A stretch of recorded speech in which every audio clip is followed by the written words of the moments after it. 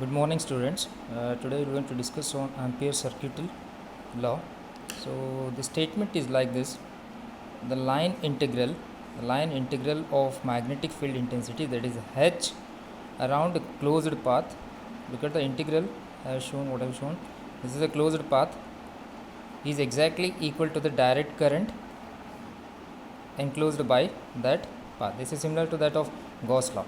So H dot dl is equal to I. That is the line integral of magnetic field intensity H around closed path is exactly equal to the direct current enclosed by that path. This is what the definition of Ampere circuital law is. Proof of Ampere circuital law. So if you want to prove Ampere circuital law, you need to consider a long straight conductor which is placed on z axis. Look at this is the y axis and this is z, and this is a z axis. On this z axis we need to place a long straight conductor, and also consider a circular ring which encloses this long straight conductor. This is a circular path or circular ring which encloses this conductor, and also the differential length at point P. You need to consider differential length at point P. This is the point P. Here we need to consider the differential length, and we have an equation for differential length, that is dl is equal to r dl is equal to r d phi and a phi. This equation we obtained it from Biot and Savart's law. So look at this. From Biot-Savart's law, due to the infinite long straight conductor, we have an equation for infinitely long straight conductor. There is a derivation. From that derivation, we have taken this equation, that is H is equal to I by 2 pi r into a phi. And what is the equation for Ampere circuital law? This is the equation H dot dl is equal to I. So what is H? H is equal to I by 2 pi r. That is for infinitely long straight conductor. Why we need to consider this infinitely long straight conductor? Because in this case, in this proof, we are considering a long straight conductor which is placed on z axis. That means it's an infinitely long straight conductor. This is similar to that of Biot-Savart's law.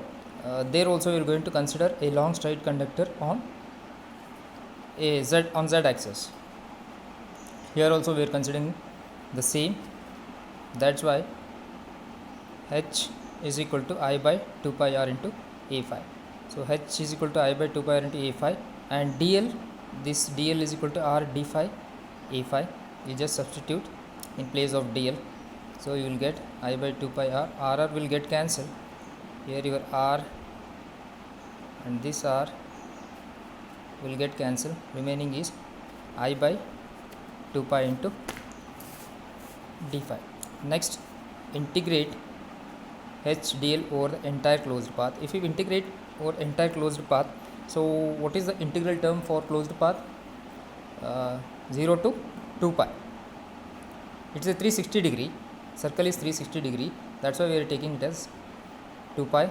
That is from 0 to 2 pi. So I by 2 pi d phi. When you integrate, you will get I. This is what the proof is. And what is the definition of Ampere circuital law? That is H dot dl is equal to I. So magnetic field intensity at a closed path with a differential length will be equal to current enclosed by that path, that is direct current enclosed by that path. This is what the definition is. Next, we'll move on to the applications of Ampere circuital law. This is the first application of Ampere circuital law. Here also we need to consider the same infinite length of conductor which is placed on z axis, and a circular path which encloses the infinitely long straight conductor, and r is the radius of that circle, and dl is differential length which we need to consider at point P. So, and the derivation is magnetic field intensity due to infinitely long straight conductor. Okay. First thing is, I will repeat once again, same you have to consider the same point. We need to consider what we have considered it for Ampere circuital law. Conductor which is placed on z axis and circular path which encloses